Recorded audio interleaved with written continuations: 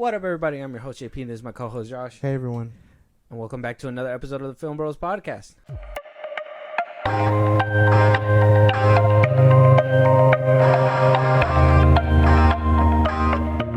Welcome back, everybody. I don't do well with small talk, so we're probably just gonna end up jumping right in. Unless you want to talk about your day. I don't really want to talk about my day, but I do want to talk about a few topics that we do have lined up today.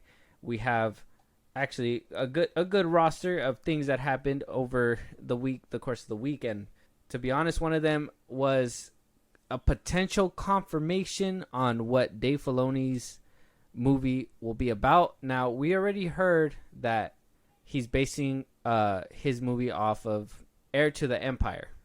That is a Legends uncanonized book by Timothy Zahn.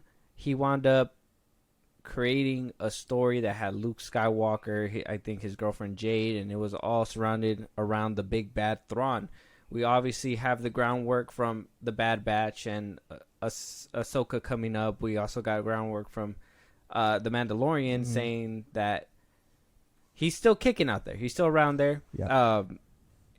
Now, this isn't a confirmed thing. It's a rumor. Apparently, a lot of the trades picked it up. So, it could be a right-on-the-money rumor. So, that's why we're talking about it now. Now, I did say it was a novelization that was beloved. Everybody loved this story, okay? Thrawn was this big bad. He is a badass in this book.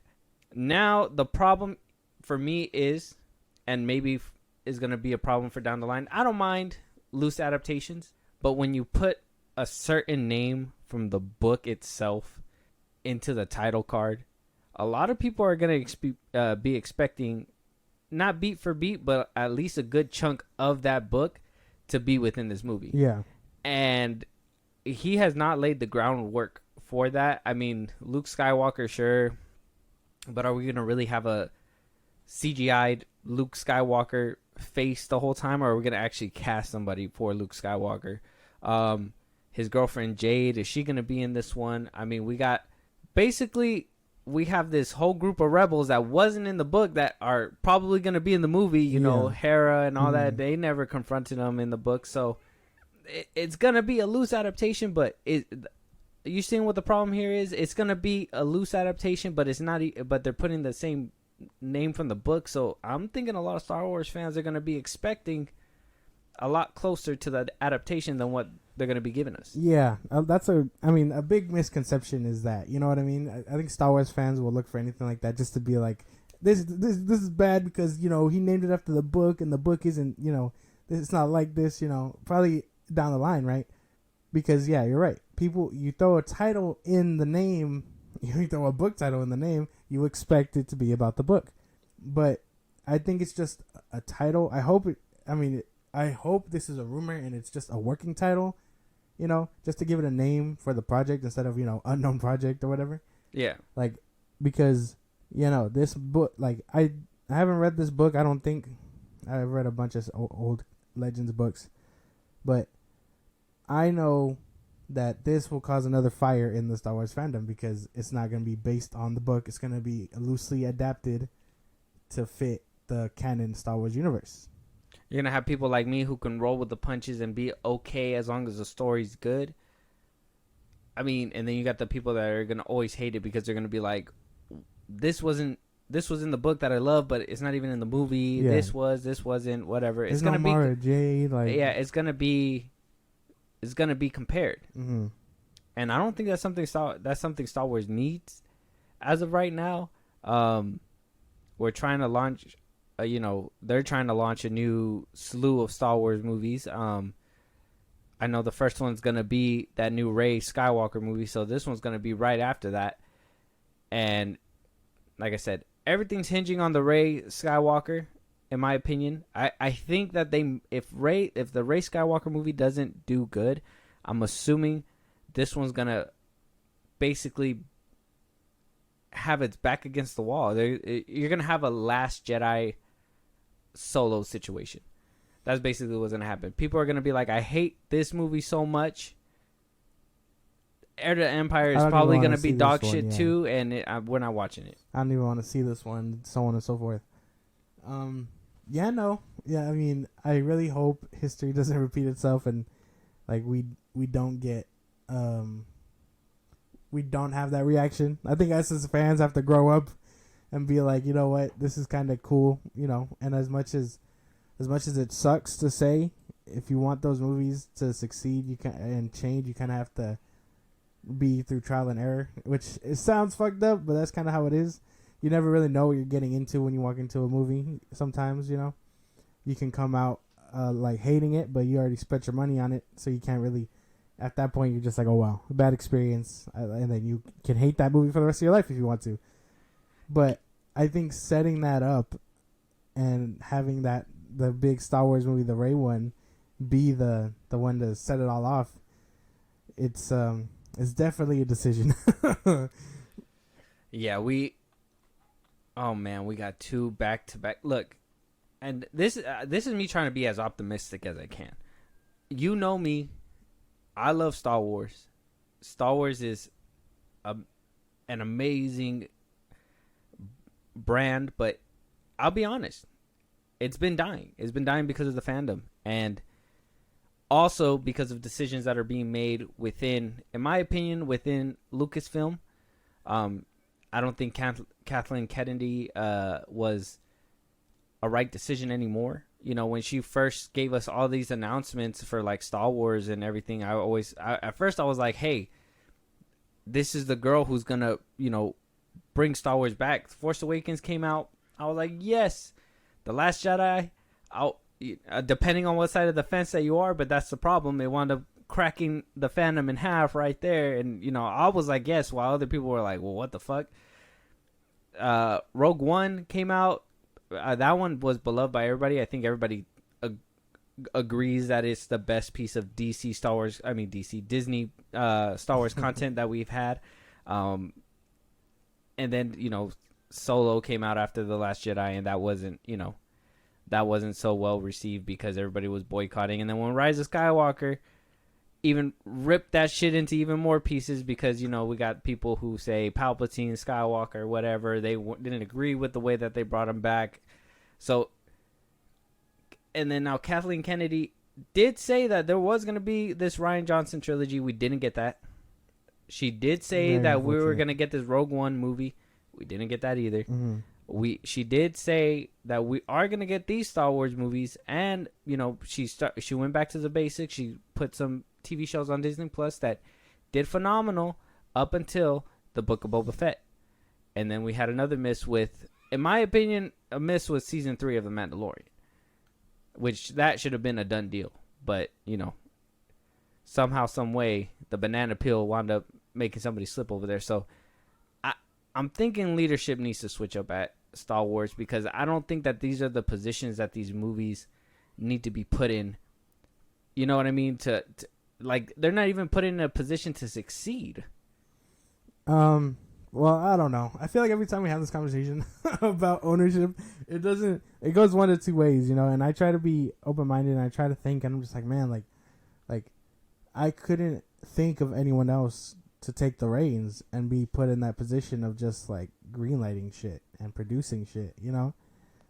Well, I'm not saying to throw a name in the ring. Well, no, because I'm just saying, do we recognize the pattern that's happening? Oh yeah, I recognize it, but even like I'm saying, like even Kathleen worked closely with George Lucas. You know what I mean? That's why he kind of chose her to be the guy or the girl. I mean, of the, you know, the head of Star Wars and whatnot. So like I can't even fathom another person unless I know they work closely with George or Kathleen, or not even George anymore. Because I mean, I know they allow him on set and all that to overlook certain things, or maybe not overlook, but, you know, kind of gaze at his product. But if you're not working closely with Kathleen, you're kind of out the window. You know what I mean? I mean, Kathleen has been working pretty close, and it's been, like I said, a pattern of shit that's been happening. And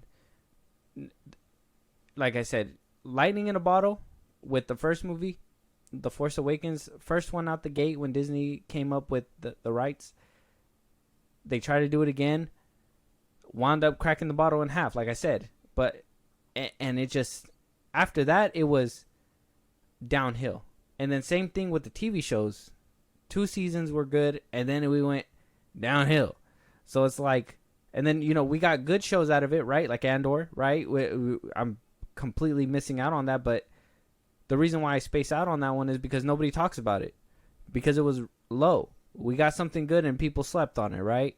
Like, it seems like nobody's catching a break, but I think it's because of the way that she's handling it. So, in my opinion, at this point, I would personally say that she should not have these reigns. And, you know, as much as I would have praised her when The Force Awakens had came out, you know what I mean? And I'm not saying she's probably a bad person. I'm just saying that maybe she's thinking at this point, like, she's overthinking her steps or something, or she's overthinking decisions that lead her into deeper problems, you know?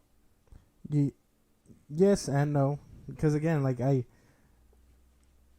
either she needs help, like, ordering this shit together, because waiting this long for a new movie or new movies is it is ridiculous. You know, I'm gonna give you that. Like, backstepping so many projects because you don't want to make a step at all is worse. You know what I mean?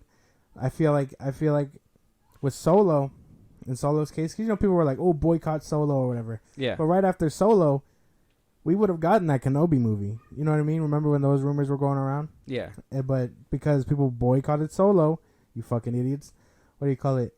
They decided, no one likes these Solo outings, so we're not going to do them anymore. You know? So Kenobi axed, you know, whatever else was down the pipeline at that point. That wasn't the problem, though. I don't think that was the problem. The problem was the lineup that they had. They had a movie every single year, and people were getting sick of it because it was like they got sick of it because they weren't getting the Star Wars films that they expected. And that's understandable. You expected, you know, a little bit closer to George Lucas's, you know, vision, but then you have the people that were like, well, you know, I like this direction that they're taking it regardless. It's the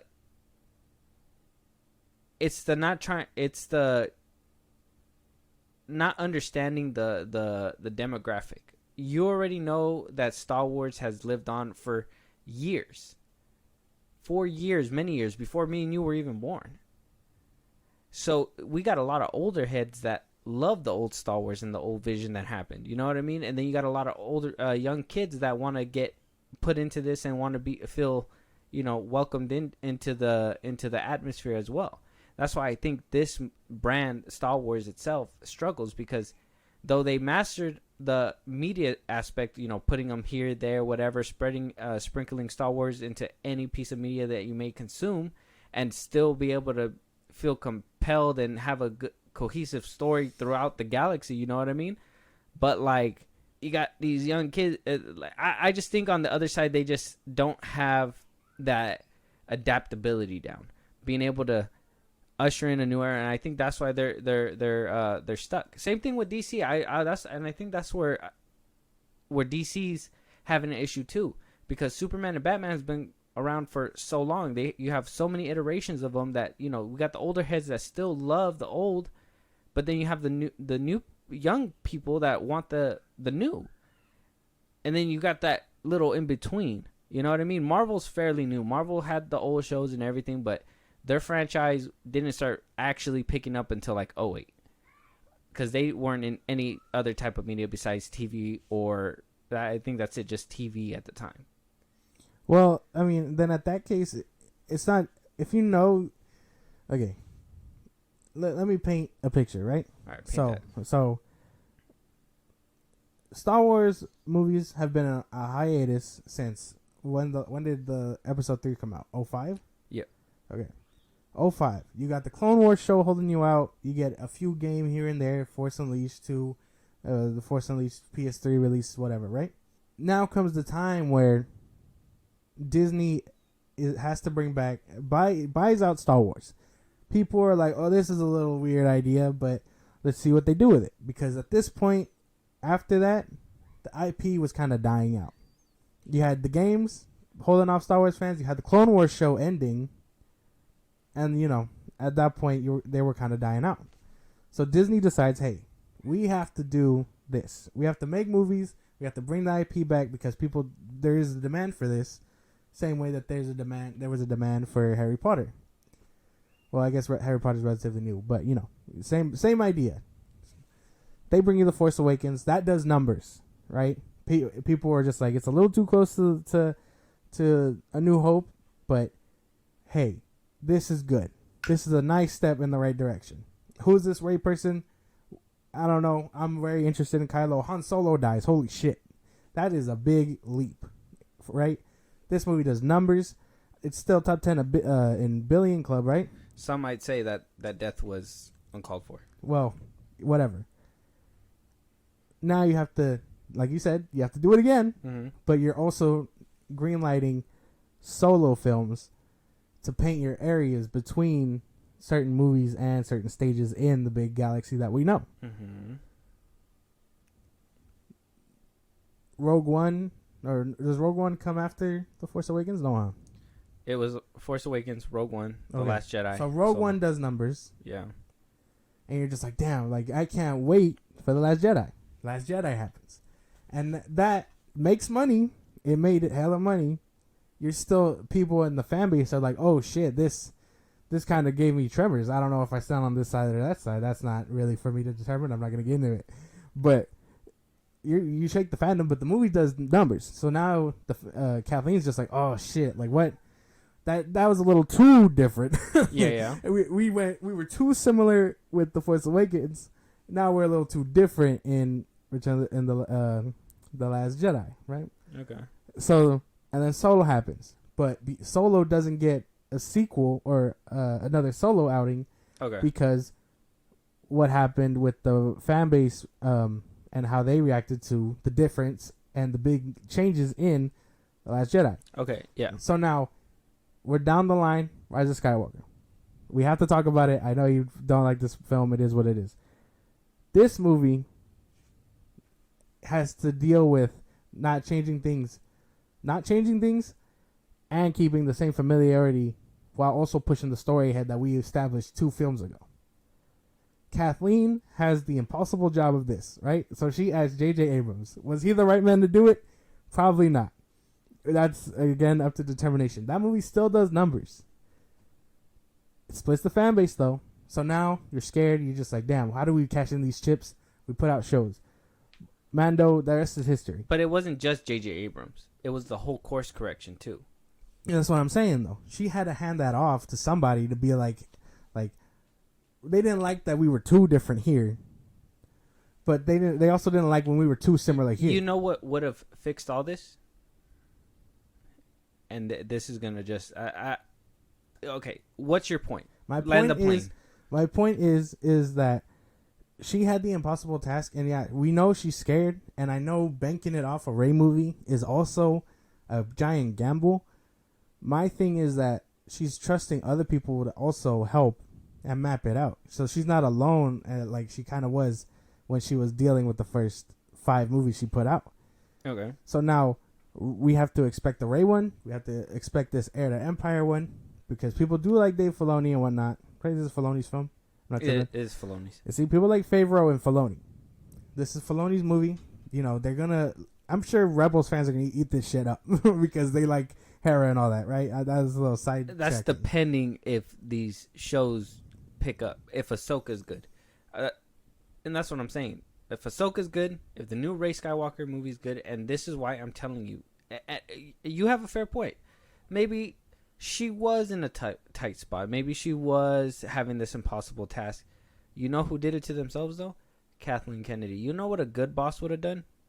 I'm going to tell you what they would have done. They would have done what Kevin Feige did and mapped out a roadmap, had people cohesively writing these films to make sure that every single one connected good, and then produce movies. Well, they're doing that now. Hold on. Not just get the IP. Not just get the IP and be like, well, Disney wants a Star Wars movie. Let's put one out right now. They could have put one out if they really needed to rush it. And like I said, The Force Awakens, like I think the only problem that a lot of people had with it was it was too similar of The New Hope. See? And then they killed Han. See? But look, it didn't throw anybody off. They understood why it needed to happen, but they would have loved to have kept them, but they understood at the time. That's what I'm saying. The Force Awakens was fine. I feel like that one played it safe and gave you that change that it was digestible, that people were able to be like, okay, The Force Awakens, cool. But during that time when they were writing that movie, or when they were premiering this movie, they should have been writing for 2 and 3 and not jump directors midway that were changing the story. I mean, by the time Rise of Skywalker came around, Colin Trevorrow was signed to that movie. Not even J.J. Abrams. But because they didn't like his direction, they went with J.J. Abrams, which was the safe bet because The Force Awakens was the safest movie of the sequels. But if she would have just planned it out like it was supposed to be, I feel like things would have changed and things would have been better. But she didn't, and that's her fault. I think her bed's made at this point, and I think this next topic right here, just so we're not just on Star Wars all the time when it comes to Kathleen Kennedy, is one of the premiere movies that aired during the Cannes Festival, and that was Indiana Jones and the Dial of Destiny. Okay. Now, Kathleen Kennedy put all her chips on this movie. James Mangold was on there, all right? He reshaped Wolverine and gave us this fitting ending, right? Mangold is also set to direct one of the next Star Wars movies, about the first Jedi.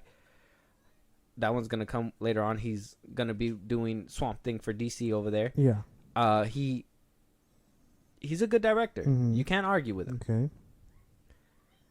But when Indiana Jones and the Dial of Destiny decides to premiere itself 2 months ahead of regular release to be at a festival where top tier critics are there, and it comes out with terrible reviews left and right, that tells you how bad of a job Kathleen Kennedy is doing. Read the article because I'm having a tough. Okay, I'm having a tough time. So I'm just going off the Hollywood Reporter. There's a bunch of articles out there with different reviews, but I'm going off the Hollywood Reporters. This one says, Indiana Jones and the Dial of Destiny review. Harrison Ford cracks the whip one last time in a final chapter, short on both thrills and fun. They go down and they say that the film feels like it's written by a committee. It's a sweet blast of pure nostalgia in the closing scene. A non-stop pacing might sound ideal, but it's mostly an exhausting slog. Gives an explicit throwback and nods. Yeah, it's bad. They say the CGI is good. They say the CG backgrounds are bad. Yeah, it's bad reviews. There's other. I think there's a place over here. IGN gave it a 4. It's actually so bad that right now on Rotten Tomatoes is at a 52% rotten. God damn. They got critic ones right here. So there's some nice ones that say it counts as sort of a compliment to say that James Mangold's film, until a gleefully absurd ending, plays like just another episode in a creaky, unpretentious romp. Another tomato says, if this is the final Indiana Jones movie, as it most likely will be, it's nice to see that they stuck the landing. The bad ones say there are needs being met here, but they aren't storytelling based so much as stoking the fan base and meeting the bottom line ones. Another critic says there are many chase sequences that the movie seems held together with slender bits of plot rather than other way around. Worse yet, they're so heavily CGI'd that they come off as grimfully dutiful rather than thrilling or delightful. Yeah, and so on and so forth. It's a bunch of mixed reactions. Yeah, this movie doesn't sound like it's doing too hot. Yeah, and I know that you weren't really looking forward to it, so it's not really too big of a deal. I'll eventually get around to it. It sounds like it's probably going to be another Crystal Skull problem, but I'm not one who says Crystal Skull's 100% bad. So, I mean, that's just me. But, yeah, so James Mangold aside, I say Indiana Jones aside, because when we talked about this before, this was supposed to be Kathleen Kennedy's last hurrah. This movie was supposed to be the one that she walks out of Lucasfilm and says, hey, I gave you guys this great movie. I'm gone. Everybody was bragging and boasting about it. There was a leak that came out that James Mangold himself went on Twitter to debunk and like basically try to sweep under the rug so it's not going to hurt his movie. Now the movie's hurt because it came out at the Cannes Festival and just was not the mark that it needed to hit. This sucks because I don't know how you feel as like a fan of these movies, and I want to be sympathetic, but I think I called it. You know, like without rating too hard on the parade, it just like I haven't seen this movie, but I kind of felt like in this day and age, like what you can expect from it would have been very heavily nostalgia stuff. You know, trying to bank on what made it good for his last outing. The thing is that it just didn't work. Yeah, the thing is they can't recapture what George Lucas and Steven Spielberg created. Exactly. I feel like George Lucas brought that weirdness, and Spielberg brought like that horror aspect that he does with himself, and really mashed it up together. What I think IGN said it because I just told y'all they gave it a 4. I've never seen that before. You know. Yeah. They gave it a 4, and then they said that like he can't recapture what Spielberg did, and I'm just like that is probably a good way to put it. You know what I mean? Yeah, you can't. You can only try to recapture what was left there, but unless the original guys come back, unless they brought George Lucas and Spielberg back, yeah, that's when you're gonna get the same thing, the same like greatness that you got.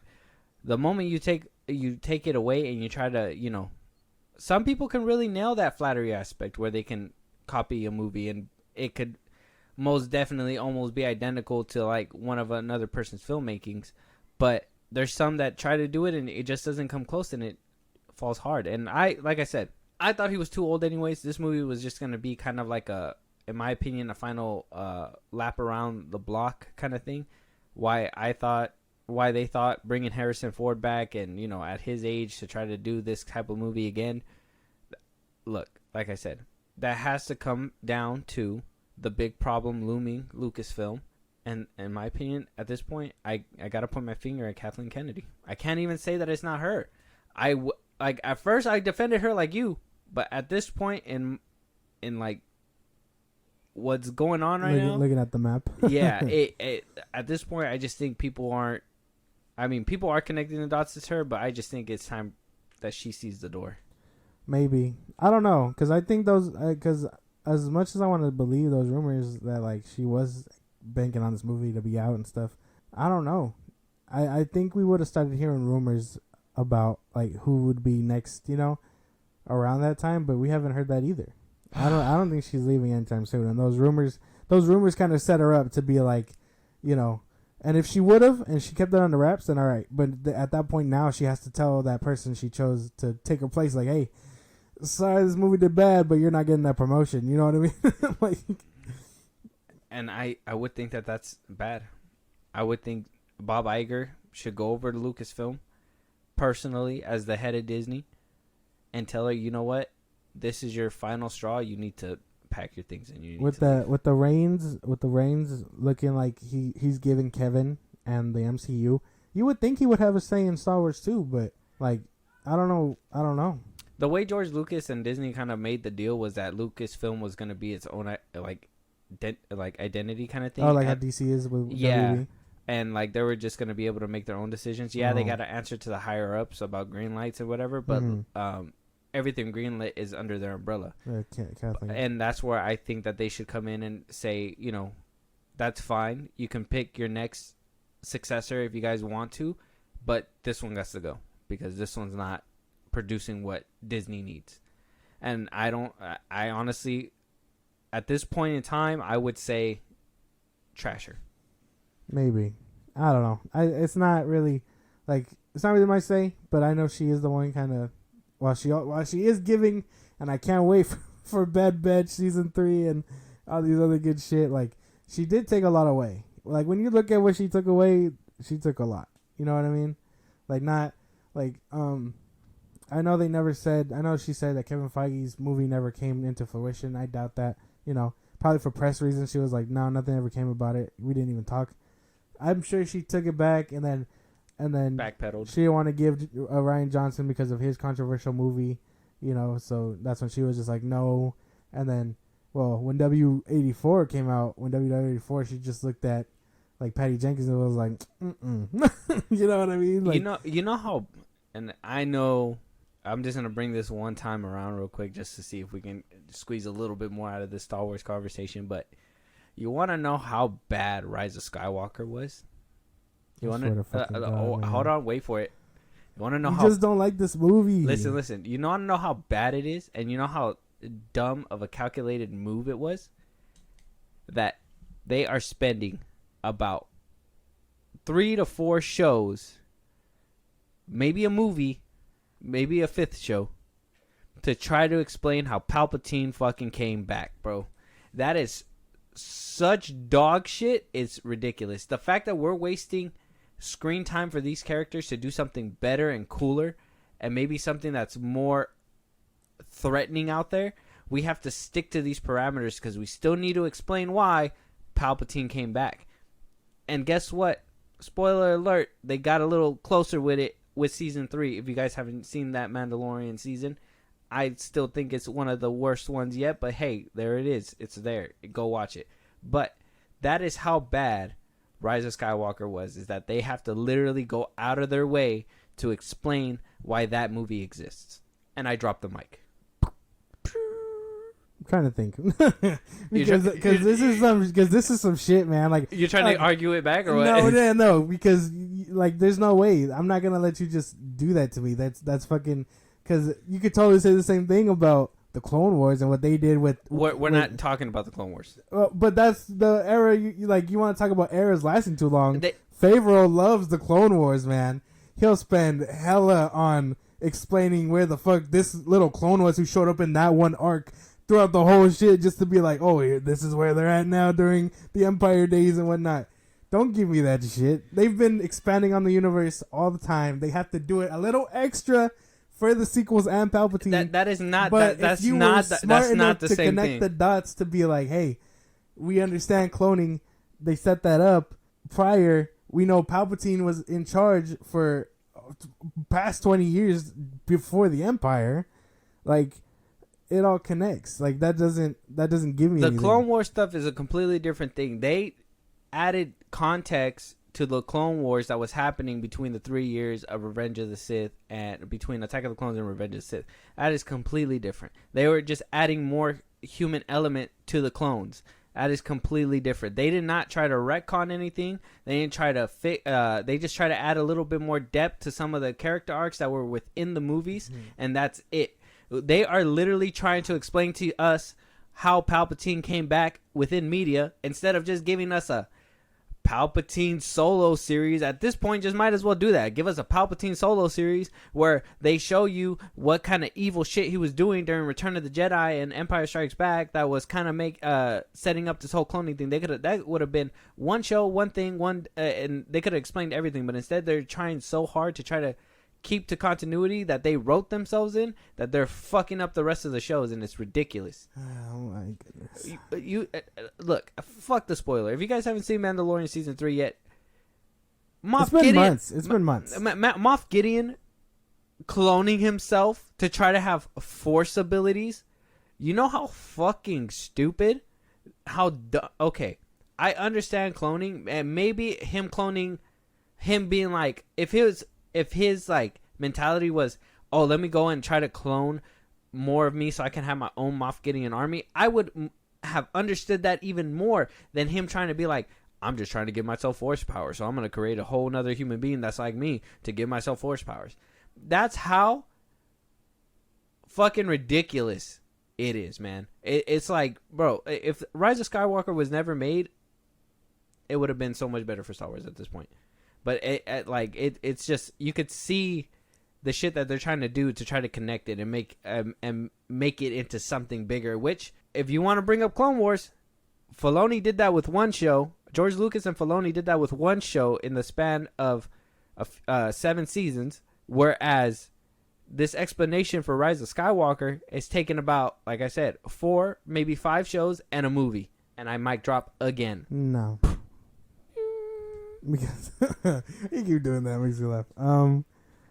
No, I think it's different, and I'm kind of over the conversation already. Why? Because you can't articulate nothing. No, right? because we're gonna be here forever, and I'd rather get through the rest of these topics. If you want, we can argue it off mic, or if you want, this could be a full episode. I will clip this bitch and post it. But I am done indulging in this conversation about Star Wars with you right now. Okay. Well, that's another bone to pick on another day. Okay. But speaking of the Cannes Festival, we did have another hiccup that happened, and that's with Brie Larson. Now, oh fuck, this is something that I will defend 100%. what you do? Well, all right. So at the Cannes Festival, she was asked the question and singled out. It was about Johnny Depp's and Amber Heard's case. Now, Johnny Depp has a movie called Oh, it's a French movie. it's a French movie. Yeah, We it's talked called about it. yeah. The other day, it's called. It was right here a second ago. Gian de Dubarry. That's what the movie's called. It wound up being one of the headliners for the Cannes Festival. It opened the Cannes Festival basically, and so They saw it. yeah, they saw the movie. Now it wasn't part of because Brie Larson, I believe Paul Dano and a few others are part of the committee to judge the movies at the festival. Yeah. And basically present the winner. Mm-hmm. Now, a lot of people ran with the story that Johnny Depp's movie was one for the running, but it actually isn't. So we can put our minds at ease with that one. But I'm gonna show you the clip real quick, and then we'll give context to what he asked her. Okay. As a sort of outspoken and very vocal advocate for Time's Up and Me Too, I'm curious how you feel about Johnny Depp's film opening the festival, and do you plan to see it? You're asking me that? Yes. I don't know. I'm sorry, I don't understand the correlation or why me specifically. Oh, just you were on the advisory council, Celebrity Advisory Council for Time's Up. I think the Johnny Depp case has been very well played out in American and international media. Understood. There's been some controversy about that film being chosen to play out of competition in open can. So I'm just curious if you will see it and how you feel about its selection here. Well, you'll see, I guess, if I'll see it, and I don't know how I'll feel about it if I do. Quick thoughts, or are you lost? Okay. So just to help me like piece it together. Okay. Are people are mad about this? Some people are mad. Some people are defending it. Okay. We have the one side that, you know, obviously everybody that calls Brie Larson this thing ever since Captain Marvel came out. Yeah. She's always been like this face. And then you have other people that are saying that was a gotcha question and that was trying to set her up to use her yet again for those purposes. Yeah, that sounded like a setup. Am I tripping? That kind of sounded like a setup. If I ask you, hey, do you like Rise of Skywalker? Do you like Rey Skywalker? Do you like Palpatine? Those are setup questions because now I'm egging you on to be like, fuck no, I don't like this and that. You know? That sounded like that. Am I tripping? Well, yes, I can see where people can say that it's a gotcha question, but the reason why it was asked is because he did say as well, the correlation was that she was a giant advocate for Me Too, and when the Me Too movement was happening, or at least in full effect, she advocated a lot for it. And then that's around the time Amber Heard's Time's Up article came up, right? The what happened with Johnny Depp, her little memoir, and that she basically outed their business out on this article. Yeah. And she advocated for that. So yes, it was a gotcha question because it was I don't know if the guy knew who asked, but like I said, it was out of competition. That means that it wasn't being played to even it was just being played for fun. It wasn't even being played to compete. Yeah. It was just here's his film. I think old dude who asked the question was thinking that it was going to be a contender and basically asking, in my opinion, a fair question, would you be able to remove your biases for Johnny Depp and this movie if it was in competition? You know what I'm saying? And it being the one to open the film festival and all that stuff. And we even heard that this movie got a 7-minute standing ovation at the end of it. So, and a lot of people thought it was crazy that he's already coming back in movies because Amber Heard hasn't, but he's the one who won the case. That's that's Amber's personal shit. If she wants to move to Paris or whatever the fuck to raise her baby, that is her. Yeah. If Johnny wants to move on with his life and act, that's up to him. Exactly. So, like I said, yes, could have been a gotcha question, but at the same time, genuine question. Would you have been able to remove your feelings? Or, what if he just wanted to know how she was, and yeah, it's probably a setup and probably not the place and time, but like how she would, juicy questions are always going to be asked to people. Like, how would you feel seeing, the person who you called a domestic abuser because she supported what Amber Heard put out there is going to be in a movie that you're going to have to sit and watch?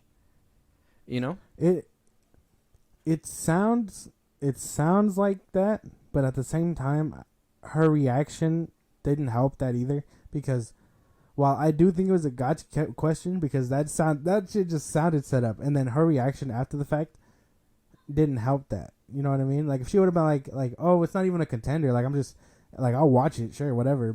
But I think her reaction kind of set it all off too.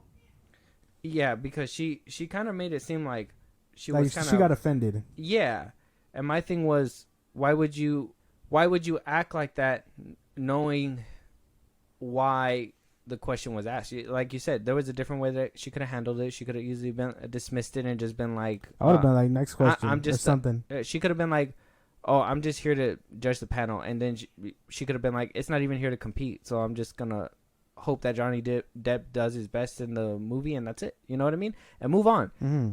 But yeah, so maybe the shocked part of her couldn't answer the question right. Maybe she was trying to on the fly try to make up something. Yeah. But if you gotta be on the fly to make up something, you know what I mean? Like, doesn't that kind of paint you in a bad light too? And I think that's what's kind of fueling the other side to be like, well, they didn't give her a softball question and she couldn't handle it. She couldn't handle the heat. Now, you guys are over here trying to defend her, but she could have easily answered this question or something like that. Now she's trying to backtrack because, her career or whatever, Well, no, because, I mean, that to me, that still sounded set up. That still sounded like I understand juicy questions being asked, but I think something like that around a festival of films, it should have been mainly about the film and not outside shit, if that makes any sense. No, yeah. It should have probably been like, oh, well, like I said, it was kind of about the film, though. I want to be honest. I can't even agree with you. Because if the film isn't part of the competition and Johnny Depp's in it, it has no business being talked about outside of that. If it was in the competition and full merit, she could have been like, I don't know, we'll see. I'll do my best to try to fucking push my bias aside.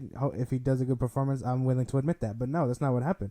If it's not part of the competition, it's just a movie I'm gonna watch. That's not even, you know what I mean? That's a whole other thing. If for example, The Flash, they showed that at this festival, right? I'm not tripping. So if that's one of the contenders, and then one of them was like, Brie Larson, knowing Ezra Miller's alleged allegations and this and that, do you and knowing your position on this Me Too thing, do you think his alleged not domestic abuse, his alleged victims or whatever the fuck, however he decides to word it, like, does that affect this scoring for this movie? Does that do anything for you? Then she could have been like, I don't know, while his allegations outside of the film are just that, allegations, and she answers it however the fuck she wants. But it's still the same because it's fitting.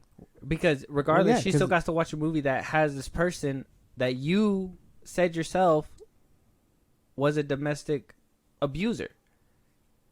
That's just that's my thing, and that's where I can sit here and be like, oh, well, she did hesitate, and she hesitated because she couldn't say that she had biases like that. She can't say those things because if she does, she's gonna have a whole group of people that are like, well, Johnny Depp was exonerated. Johnny Depp, you know what I mean?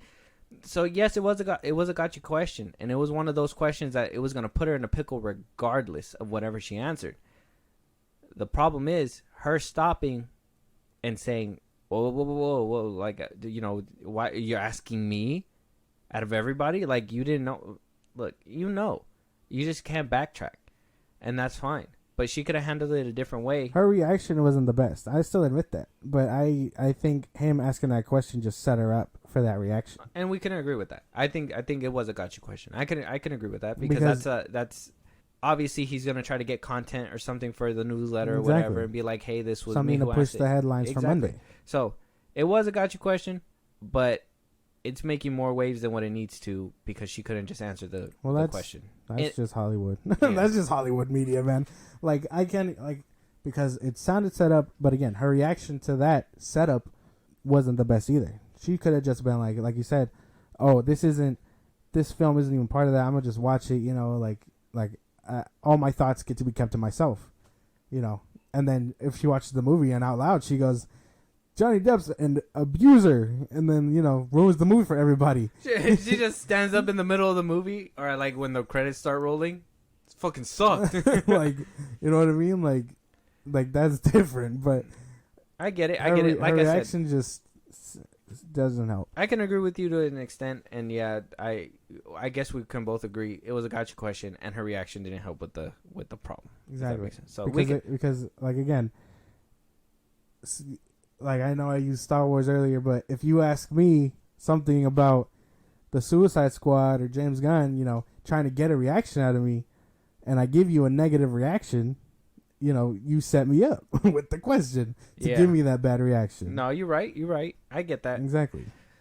Well, with reactions just running amok right now, another reactive thing that did happen as well, and this is all because of the strike, comes from two fronts. One of them is coming from Disney, saying that season 4 would have to delay the start of production due to the Writers Guild strike that is happening. So another show is biting the dust. Hitting hard. So hard that other TV stations are actually struggling and are trying to figure out as much reality TV that they can put out. One of them decided to dust off the old books, and that's Fox, bringing back Gordon Ramsay's Kitchen Nightmares after 10 years being off the air. God damn. They try to bring back unscripted TV again just so they could survive, and even push this show forward to have a late 23 release date, early 24 release date. Gordon. My man, Gordon. My boy saw an opening and said, I am there with another TV show. Now, this show ended back in, I believe, 2013, around there. Hasn't been around for a while. I just thought it was hilarious how Fox was like struggling to fill in some slots, and they were just like, Kitchen Nightmares. This is still good. Had to like dust it all off. You know what I mean? Well, yeah, because, damn, I totally, like, it makes me think about reality TV shows as a whole, because what is scripted and what's not scripted, you know what I mean? I think I, like, this little side tangent, but I think I saw on a podcast, I forget which one, they had John Taffer on there, and they asked him how much of his show, the what is it, Bar Rescue was scripted, and he goes, oh, like, I shit you not, like, he was telling them, he gets there, he meets with the producer tells him, oh, this is the bar, this is the bar, this is the owner, this is how much they're in debt, so on and so forth, go. And then the cameras start rolling, and then that's when he has to start off the top of his head, like, rolling himself. So I guess it's not as scripted as I thought it would. I thought in my head for the longest time, like, these bars were being made up. Oh, okay. They're like the bars in the kitchens and, these shows, I thought it was all fake. I thought they were just getting actors, randos who would be here one episode out the next, until they decide, hey, let's do a retelling of this bar and see how far they got, and so on and so forth. Or if they do trash, those episodes, where they come and revisit. I thought that was the case, but no, they're real people, and it's not actually scripted. So it fuels my idea of, like, that's crazy. You know what I mean? Like, that's crazy. Well, yeah, because like I thought reality TV show was scripted, but a lot of it isn't scripted. Yeah, and some of it is, some of it can be. If it's a dry episode, well, I want to say when it comes to like these shows, like cooking shows and maybe some reality shows like Jersey Shore and stuff like that, but they obviously amp up the way that they would usually act in order for TV and stuff like that. And I think that's how they get a lot of good content with all these unscripted shows, is that, when somebody's in front of a camera, they're gonna act a little bit more uppity, or they're gonna be a little bit more shy. You know what I mean? And usually the uppity ones are the ones that are entertaining, and that's when things get very interesting. I always thought Jersey Shore was scripted. No, it was never scripted, but I think the first 2 seasons when they first came out, I think they even said like they would never do half the stuff that they did or whatever, and then or that they would just do mostly everything and just act crazy because of the TV show. And then eventually that just became their personality. I mean, once you get rich, that is who you are. Yeah, you know, yeah. when you're poor, that's not who you are, Mm. unless you're a degenerate going to jail all the time. You know what I mean? But like, when you got TV cameras rolling, you could be that person. And then once you get enough money, you can forever be that person. So then, like, what? Okay, now I'm trying to differentiate reality shows and scripted shows. Or would a show like would it well like the Scared Straight shows, are those scripted? Are those not reality TV? That would be reality TV, yeah. So those aren't scripted. Non-scripted. They just actually bring in cameras into prisons, and Yeah. that's fucking crazy. You didn't know that? No, Have you seen I thought they was all scripted. Have you seen 60 Days in Jail? I think you showed me a few episodes. That one's really good. That one's unscripted too. Yeah, you're gonna see a lot of unscripted TV show pop up. I think they even greenlit Cops to come back after it was gone. Damn. So Cops is gonna be coming back too Yeah, because cops. it's unscripted as Yeah. well. So you're gonna see a lot of reality TV shows coming in because the guild strike is still happening. I wonder how ridiculousness is gonna. That show's been on MTV. I hear he pays for that airtime. You know what I mean? And they cycle through that show 24 hours. I was about to say, MTV is just ridiculousness TV. That's right. There is no MTV no, that's right. anymore. He pays for that. Rob Dyrdek, did you know that? He pays for that. He pays to fill up 24 hours of screen time. Mm-hmm. That boy, MTV is allowing this. Well, yeah, because That's bad. That's bad ownership, in my It opinion. renews his show, and then at the same time, like, people watch ridiculousness. I'm sorry, this boy just made a handmade, fucking chili cheese sandwich, and that looks so good. What are you talking about, bro?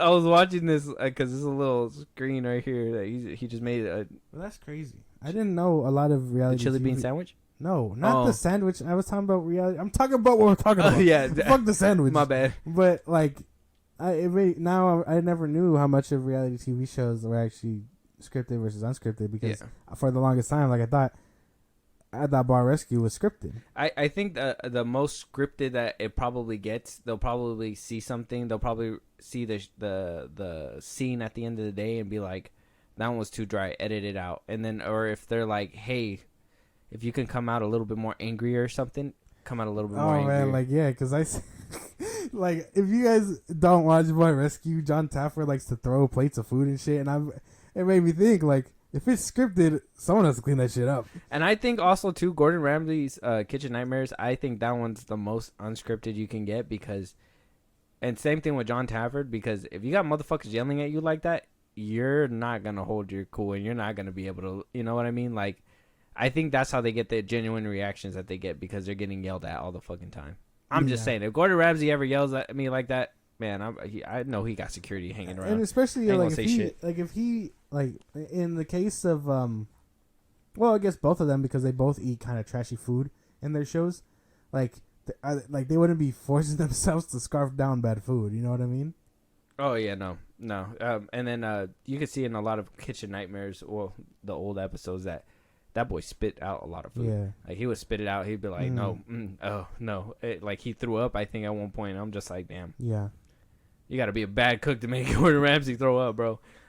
So, yeah, we're getting a lot of reality TV shows coming out pretty soon. So, they renew the Jersey Shore. Say goodbye to all of your guys' scripted TV shows because, yeah, that's not going to be a thing for a while. Until at least the strike lets up. And a lot of people are thinking it's going to hold over the summer.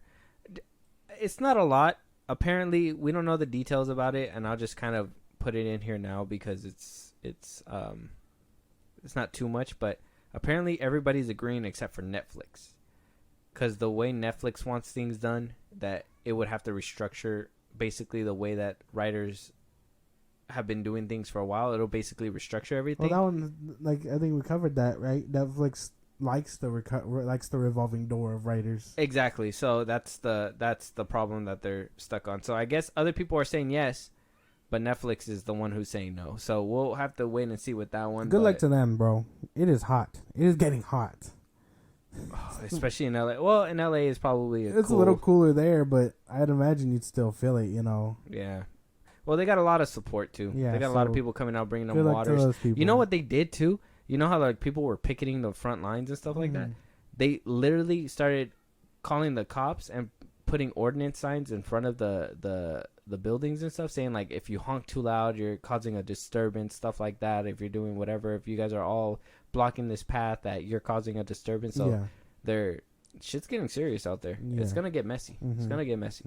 But moving on though, we got word and confirmation that Tron 3 found a location and got a filming date. They're gonna be pretty soon here, filming in Vancouver on July 3rd, 2023, getting the third Tron film off the ground. So we had the first one back in 1982. I had the second one, Tron Legacy, in 2010. That one was kind of split in half. Some people hated it. Some people loved it. Some people did not like Jeff Bridges being de-aged throughout the whole movie. I didn't mind it. I loved these movies. So hearing the third one's coming down the pipeline now, some people might be on the fence because Morbius himself or Jared Leto is going to be in this movie, and he has not been the best name as of lately. He used to be. He fucking used to be. This I don't guy. think he ever was. No, I think he came out in Blade Runner and people really loved him in that one. And I think after that they tried to really make him a name with the Suicide Squad, and it's just he has not stuck. And it's always because it's always a 50-50 perception with him. And it's so weird because even in the Gucci movie, some people loved his portrayal and some people thought it was weak. I think more people loved it in that one. The Joker, some people hated it, some people loved it. In Morbius, people fucking hated that shit. You know what I mean? So it's very mucky waters with this guy. I think the one movie... Inconsistent. I think the one movie that kind of cements him as an actor for me is it'll be Mr. Nobody. Mm-hmm. Like if you guys are listening to this and you want to see a good movie, just to give you perspective on Jared Leto's range as an actor, and a good, honestly, my opinion is one of the first like multiverse movies kind of thing. Different choices, different outcomes type shit. Yeah, if you're into that shit, if you ate up everywhere and everything all at once, you'll love this one. Yeah, and Jared Leto gives up. Yeah, he does 100%. Really good. So check that one out, Mr. Nobody. But back to this, right? I'm kind of excited for a new Tron movie. I think a lot of these movies that kind of started out in the 80s, you know, trying to look futuristic and stuff, finally getting their chance with like really good technology and CGI, like it'll look really phenomenal. You know what I mean? Yeah, and I think this one is kind of like very inconsistent. I think that they should be putting out more movies. You know what I mean? If they're trying to make a franchise out of this. I'm sure if this one kicks off, man, we'll get that cinematic universe. Well, that's the thing is that, you know, this one is these movies have been one of the movies that kind of been stretching the limits of CGI and filmmaking. You know what I mean? The first one, the lights and the CGI being in a video game, like that one, that was revolutionary at the time. You know what I mean? Like, look at this.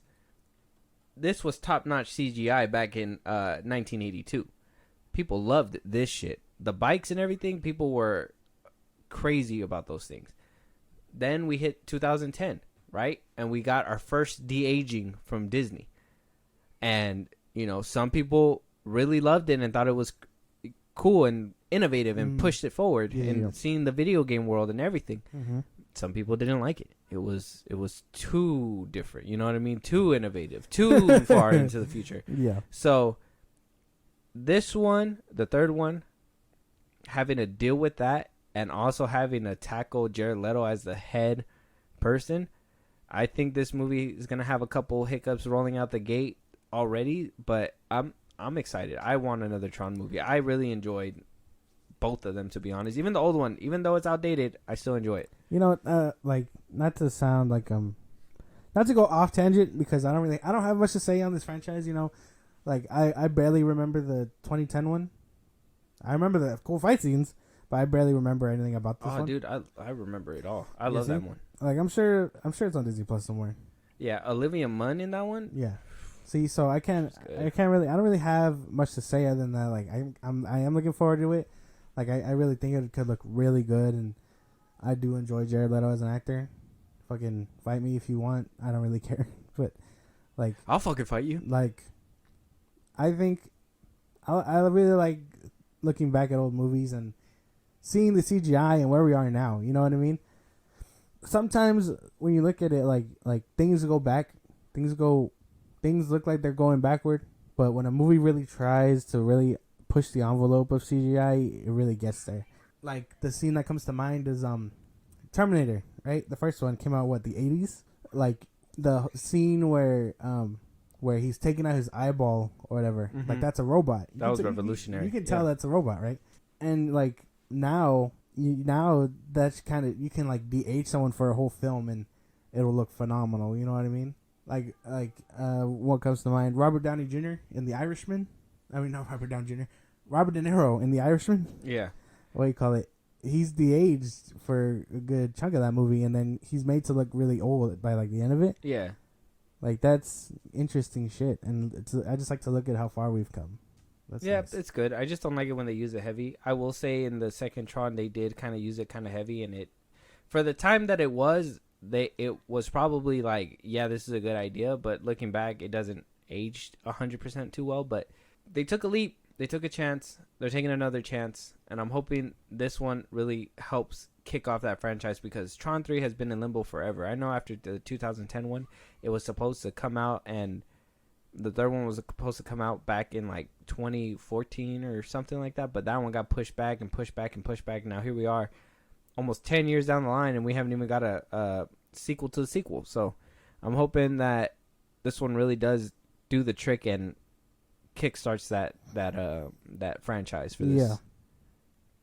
Yeah. I that's all I want to see happen. Oh yeah, that'd be nice. But you brought up the Terminator and how iconic that one scene was. What's more iconic about the Terminator is Arnold Schwarzenegger himself, and he himself is saying that he is done with the Terminator franchise, and I for one agree. And this is what he says when talking to the Hollywood Reporter, saying that it's time to finally walk away. Okay, that he says that the franchise is not done.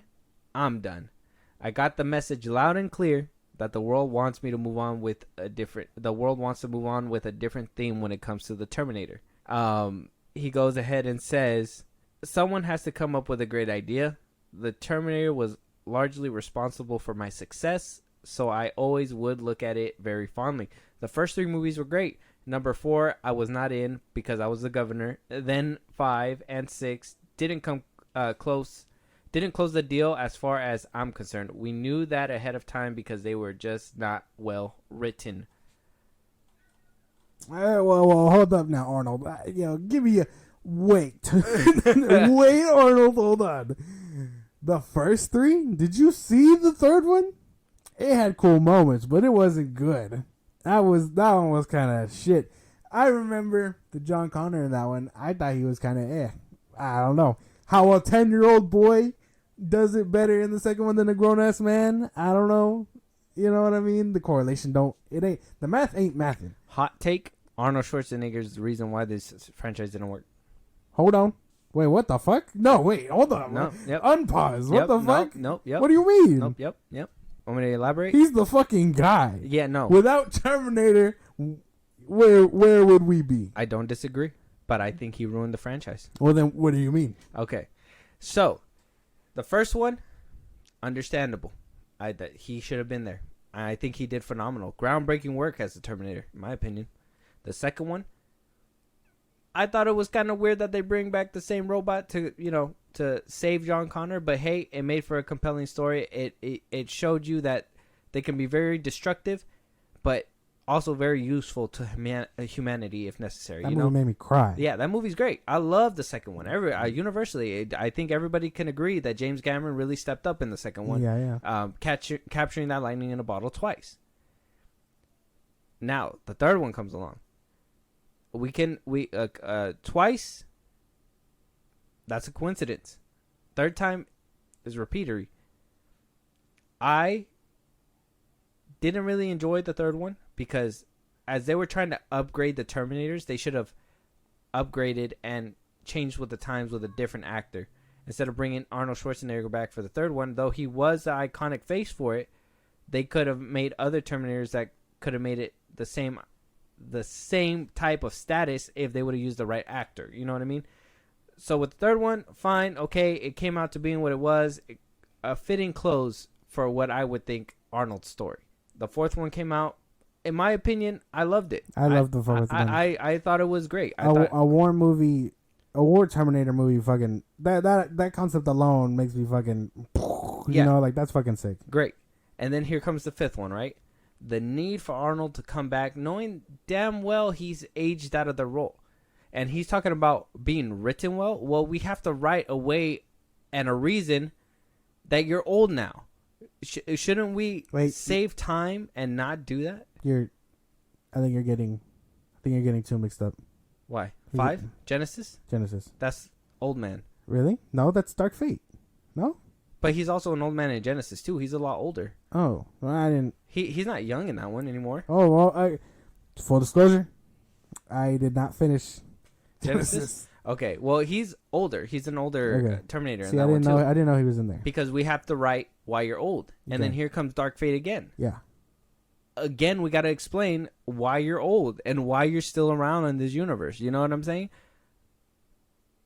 If you want something well written, let's go ahead and write a story. And if we got to change Arnold Schwarzenegger because he's, he is that guy who brought this franchise to the point that it's at. But at the same time, you got to think he's also the person that brought the franchise to the point that it's at now. You know what I mean? It got up to the high highs with him. He just needed to learn to let go and understand that they can do better with different actors and different casts. Yeah. Instead of him. Okay. What was the necessary reason for him to shit on Terminator 4? What was the necessary reason for him to do that? He just wasn't it. Because he just wasn't in it. He was crying that he wasn't it. Exactly. Yeah. Instead of boosting it up and being like, this was a good direction, people come out and see it, he shot on it for what? Kind of ruined its chance, Like when you get the OG actor to be like, this movie fucking sucks. Yeah. Because I'm not in it. Like that kind of ruins it. Like that's like, that is like the Rock level type of fucking. Which he did make an appearance. They used his likeness, technically. Yeah. So he was in it. I mean. But he didn't say a fucking thing. Yeah. And he was young and CGI. Yeah. But he was in it. Very ripped. Yeah. Yeah. But I swear they didn't use him from the first movie. They used him in his bodybuilding days. Exactly. They were just like, a little too young. Yeah. but like that would have been. I think that would have been fine. You know what I mean? Like that's a little nod to be like, hey, we know this is Arnold's baby. Here's a homage with a Terminator that looks fucking like him, right? And that's it. You don't need him to say anything. I'll be back. Whatever the fuck. I did not see Genesis. I refuse to see Genesis. I know everything that goes on in that fucking movie. I just refuse to see it. I think John Connor revealing himself to be a fucking Terminator kind of stupidest shit I've ever heard. And then the fact that they changed Christian Bale for him was a big misstep. For real. I'm like, where the fuck? You know what I mean? Like, I feel like if they would have picked up and they continued, it would have made sense. Keep the stupid plotline of him being a Terminator out of that shit, but make it make sense with keep Christian Bale. And the worst part is that they revealed that shit in the trailer with Genesis. Exactly. That's the worst part. So what the fuck? And then them over here with Dark Fate bragging and boasting that John Connor was going to come back. Even the original actor saying that he was going to be in the movie and he just gets popped in the beginning of the movie. It's like, man, that's a setup for failure too. Because he was, Arnold Schwarzenegger was really bragging and boasting about that. Like, he's going to be in this movie too. And when people saw the movie, they were like, is that it? He was in there for 2 seconds? How early do they shoot him in the fucking face? In Dark Fate? I thought you were still talking about Genesis. My fault. No, and John Connor dies in the beginning of Dark Fate. Yeah, he dies. Yeah, and that was a problem. So I don't know. That's just my thing. I think he's the problem with this franchise, and I think at this point, finally, he's letting go. But it would have saved this franchise a lot of heartache, 2 movies worth, if he would have just, in my opinion, 2 movies worth. I mean, how people feel about Salvation, I'll never understand why they never agreed with it. But come on, dude, we had fucking Terminator motorcycles, guy. Like, that shit was crazy. We had 3 movies setting up Judgment Day. We did not need a 4th movie setting up Judgment Day. We needed a movie within Judgment Day. taking place after the fact, and knowing that, like, really proving what they meant all along, that robots were going to rise regardless. You know what I mean? And I think it, like, not it's a little side tangent for Salvation. I think them not, I know a lot of people were saying, like, oh, in the future, you know, they had laser guns and stuff like that, whatever. I honestly thought using regular human weapons with bullets kind of added to that sense of danger, because you could still kill them, but it wasn't just a one shot with the laser and done. 2 clips. Yeah, exactly. Sense of danger, you know, like, they're obviously stronger than you. That you obviously need more weapons. Maybe at one point we get to those laser guns, but in the beginning we're still using guns. You know what I mean? In the first, I mean, that could have set the pavement. You know what I mean? Because at the end of Salvation, spoilers for Salvation. If you haven't seen it, we are getting into it, because I also love this movie. Like, by the end of Salvation, they take over one of Skynet's things and they blow it sky high. You know what I mean? Who's to say that in the sequel, if they would have done it right and not went the bullshit way with Genesis, that they would have been like, damn, you know, we took it over once, let's take it over again, let's get the weaponry, let's, like, upgrade and fight fire with fire. That would have been fucking phenomenal, and that would have painted the way to continue. No, but then Arnold Schwarzenegger wanted to come back for his movie. So. Yeah, Arnold was like, oh, a little too different. So do you agree or you disagree with me? Well, I don't agree that he was the problem. I agree the changes in direction is the problem. You know what I mean? But him saying goodbye and putting it to rest, finally. You know what I mean? I agree with that. It is time to put it to bed. This is like Rocky hanging up the gloves type shit. Like, it is time to move on in your career. You can't really do a Terminator mentoring movie, you know what I mean? Yeah. You can't mentor the next generation, you know? So, like, now this can give way to the next one or whatever. It'll be like, hey, here's a new cast, you know, capture it how you feel. Because, I mean, or maybe not. Maybe it's time for a reboot. James Cameron tried with Dark Fate. It didn't really kick it up. Well, to be fair, he didn't direct it. He was just a producer. Well, you know what I mean? When you have the same... Well, don't put that blight on his resume. No. The blight shall remain. No. Anyway. Whether it's time for a reboot or it's time to, you know, continue the franchise where it's at, I personally say it's time for a reboot. Arnold saying goodbye, it does hurt. It does hurt me now. But it's necessary. It means they're ready to move on and the chapter's been closed and they can do the next thing. Because I advocate for this, you know, not just for Arnold, but in Stallone's case, I really like what he's doing with his career now. Like Tulsa King, I found out it's on hiatus because of the writer's strike, season 2, but it was greenlit for season 2. If you guys haven't seen that, go check that out. It's honestly one of his better performances. Like, if you forget he can do more than Rocky and act, this is that show. Because he can act in Rambo. Maybe not the newer ones, but the first one. But, you know, that's me going off tangent. It's just time for these old heads to finally close that book and move forward. Yeah, because I get, you know, like, if he would have got the keys to the kingdom, like how Rocky's, you know, upset about it, Sylvester Stallone, that he didn't get the keys to Rocky. If Schwarzenegger would have made a play for that, he could have made this franchise go the way that he wanted, but you're just a player in them. You know what I mean? And you don't have to be a player in every single one. Yeah. Especially at the age that you're at. There's no reason for them to try to figure out why you're old. You know what I mean? Yeah. Oh, I'm a robot who stayed on this timeline for so long. Okay, that worked once. What about in Genesis? I'm old and I stayed in this timeline. Okay, dude, no. You did it twice. Yeah, no, it doesn't really work. But thank you, Arnold, for being the T-8-100. Yeah, we appreciate it. I continue to play you in Mortal Kombat and stuff, and your likeness will be used, I'm sure, down the line. But you're still my guy, though. Exactly. You're still the fucking guy. Yeah. I want his workout regimen. Jesus Christ. But moving on to our last couple segments, we got a couple of trailers. 2, actually. We got one for the new sci-fi extravaganza coming from what was his name? I forgot his name. Gareth Edwards. Okay, so like I told you before, he came in, he dropped the greatest Godzilla movie of recent history, he dropped the best Star Wars movie in the Disney era, Rogue One, and just like the Airbender vanished. But now he's back with his original sci-fi movie called The Creator, and we got a teaser trailer right here. And I haven't seen the trailer, but I'm hearing a lot of praises that a lot of directors or a lot of studios need to start letting directors direct more original sci-fi movies and not just do Star Trek and Star Wars and all that. So let them get creative with it. Yeah, let's jump into this trailer. I've never even heard of this, so this is interesting. Yeah, let's go. What's heaven? It's a peaceful place in the sky. Are you going to heaven? No. Why not? You gotta be a good person to go to heaven.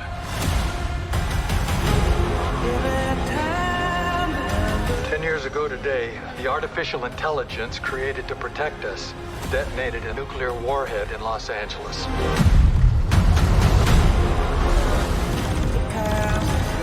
For as long as AI is a threat, we will never stop hunting them. This is a fight for our very existence. Whatever's in there, they're sure worried about someone getting in. Yeah, we're getting out.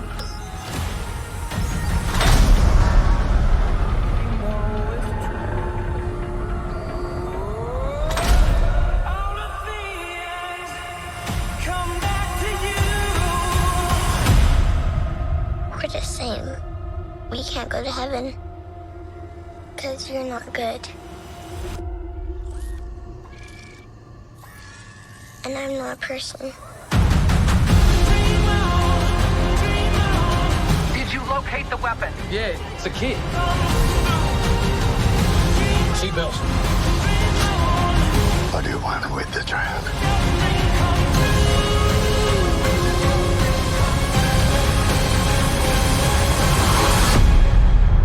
We are this close to winning the war. Execute her, or we go extinct.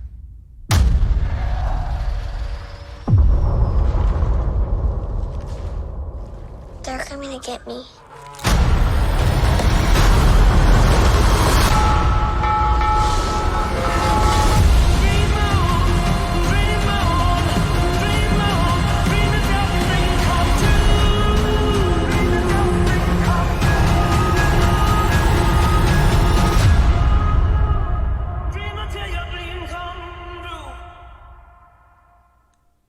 That actually looked really good. Yeah. What the fuck?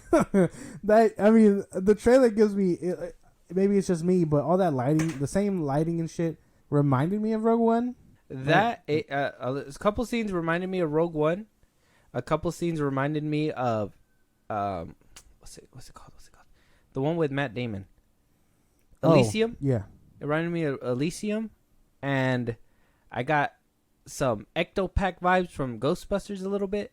So it kind of seemed like it was a mashup of different movies, but like him putting his own little spin of originality towards it. I don't know. I'm kind of invested. Not gonna lie. That looked really good. I can't knock that. That actually looked phenomenal. Yeah, I'm 100% down. Yeah, excited for that one. September 29th. The Creator. If you guys haven't seen the trailer, go watch it. It's on YouTube right now. Check it out. Actually looks phenomenal. And the next trailer that we got Mission Impossible Dead Reckoning Part 1. Haven't seen this trailer yet. I know it came out a few days ago, whatever. But we avoid spoilers around here as much as we can, just so we can give you guys content. So here's Mission Impossible Dead Reckoning Part 1, and then we'll give you guys our thoughts afterwards. Yeah.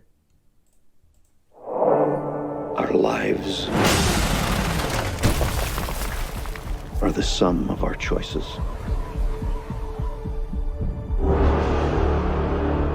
And we cannot escape the past.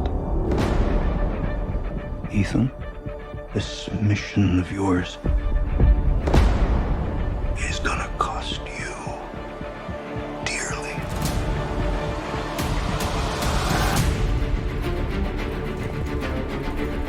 The world is changing. Truth is vanishing. War is coming. It's been a long time, friend. You've no idea the power I represent. It knows your story and how it ends.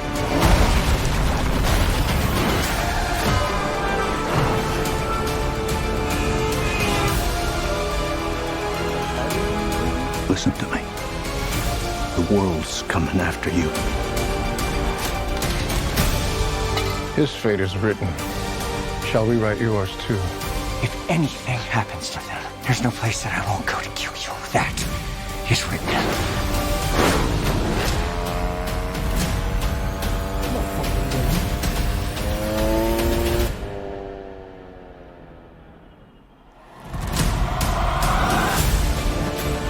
Ethan, what's your objective? That was real. He did that. What's your ultimate objective?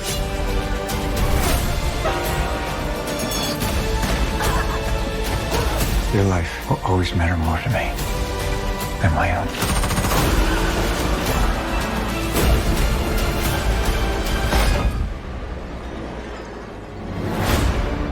None of our lives can matter more than this mission. I don't accept that.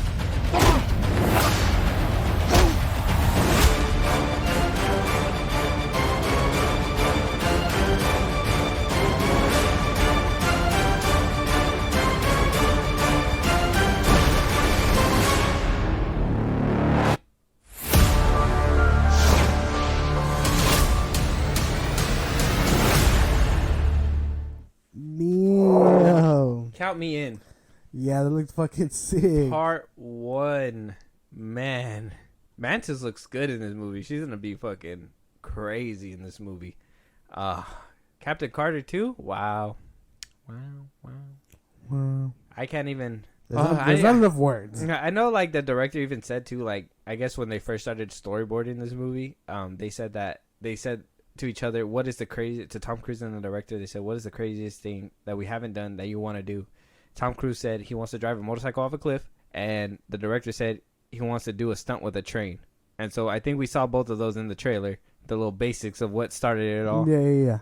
And if that's what started it all, it just gets even crazier after that. That's the insane Holy part. fuck, dude.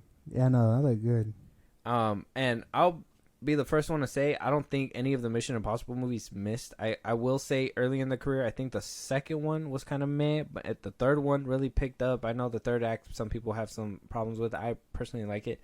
Fourth one knocked it out the park. Fifth one knocked it out the park. The seventh one with Henry Cavill really knocked that shit out the park. That one had me on the edge of my seat in the theaters, man. That shit was crazy. Still mad that they did my boy Henry Cavill dirty. That could have been his franchise. He could have been in there and been a big bad, but got mowed down. So here we are now, and I'm for it, man. Yeah, Every single one's good. This looks good. Me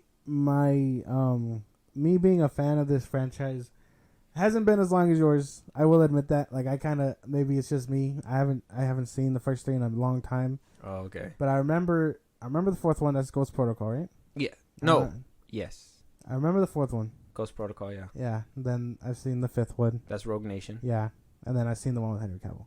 Yeah, that's the sixth one. Fallout. Yep. Yeah. See, so I've seen the last three, and I remember them kind of better than the first three. Yeah.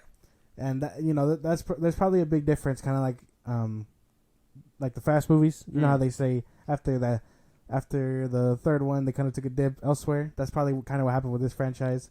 They kind of upped it in a different direction because how many last missions can there be? You know what I mean? With this one, if we compare it to the Fast franchise, they basically did what the Fast franchise couldn't, and that's up the ante without getting too outrageous.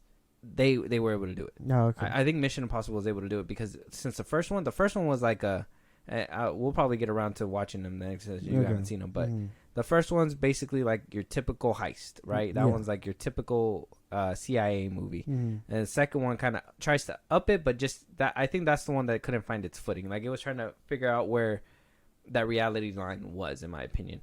And the third one, they really knocked it out the park and found its footing. I think they knew that what they had was a spy thriller, and the best thing Tom Cruise said was that if you can keep people interested and on the edge of their seats, they will come back over and over again. And I feel like since the third one, that one kept you on the edge of your seat. The fourth one kept you on the edge of your seat. Fifth one, sixth one. I kid you not. There is not one theater that I sat in during one of these movies where I was just like, oh my fuck, is this the one where he bites the dust? Like, I never think like he's not going to, I always think he's not going to walk out because I'm like, is this his final? Now that we know that we're getting to the final, I'm just like, man, what the fuck? I know how I'm going to be in the theater. And that's me yelling like, no, Ethan, no. Man, don't be in the theater with me when I'm in there. I'm going crazy for this movie. Well, yeah, it does look good. I will say that. And I'm so interested in this. This is a fucking phenomenal movie. Can't wait. But with that is going to be... Oh, if you guys want to see the trailer, it's Mission Impossible Dead Reckoning Part 1 on YouTube. Go check it out. It's a phenomenal trailer. Can't wait for the new movie. If there's any topics on here that, we haven't discussed yet, something that we should have said, but we didn't, a movie that you guys want us to review, something you want us to react to, Josh, let them know where they can let us know. Twitter, TikTok, Instagram. We post when new episodes are out. You can hit us up there for anything you want us to cover. Twitter, TikTok, and Instagram at FilmBros Podcast. If you want to listen to us on the go, Spotify and anywhere else you get your podcasts. We're on a couple more platforms than just Apple and Spotify now. So go check us out there at FilmBros Podcast. If you want to support us, Buzzsprout, you guys can subscribe to our little channel, I guess you can call it. It's all in our bios on the platforms I talked about before, Instagram, Twitter, and TikTok. And then when it's all said and done, subscribe to our YouTube at FilmBros Podcast. And with that being said, we'll talk to you guys on the next one. Talk to you guys later.